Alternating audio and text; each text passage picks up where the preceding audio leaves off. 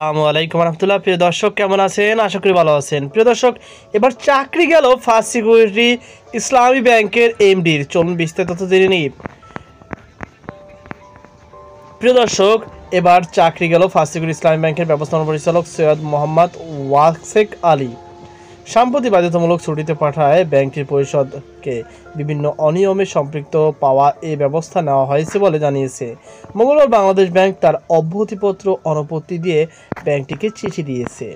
প্রিয় দর্শক, আশা করি আপনারা বুঝতে পেরেছেন যে ফার্স্ট সিকিউরিটি ব্যাংকের যিনি এমডি ছিল তার পগার পার হয়ে গেছে, অর্থাৎ তাকে বরখাস্ত করা হয়েছে। চলুন আরেকজন এমডির তথ্য আমরা হাতে পেয়েছি, চলুন তার কাছে আপনাদেরকে নিয়ে যাই। প্রিয় দর্শক, আর একটি ব্যাংক তথা ইসলামী ব্যাংকের চেয়ারম্যানের ব্যাংক হিসাব তলব। দেখতে পাচ্ছেন, এই প্রতিবেদনটি আমরা দেখতে পেয়েছি।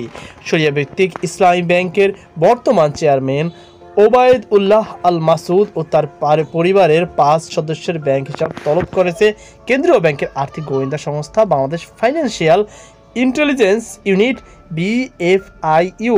সোমবার 14 জুলাই সব ব্যাংকের কাছে এই তথ্য চেয়ে চিঠি দিয়েছে BFIU।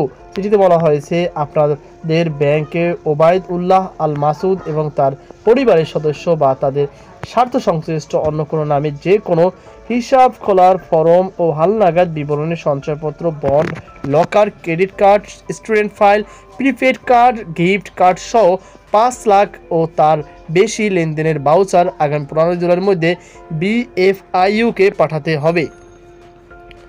এর আগে গত বছরের 24শে আগস্ট ইসলামী ব্যাংকের পরিচালনা পরিষদ ভেঙে দিয়ে নতুন 5 স্বতন্ত্র পরিচালক নিয়োগ দেওয়া হয়।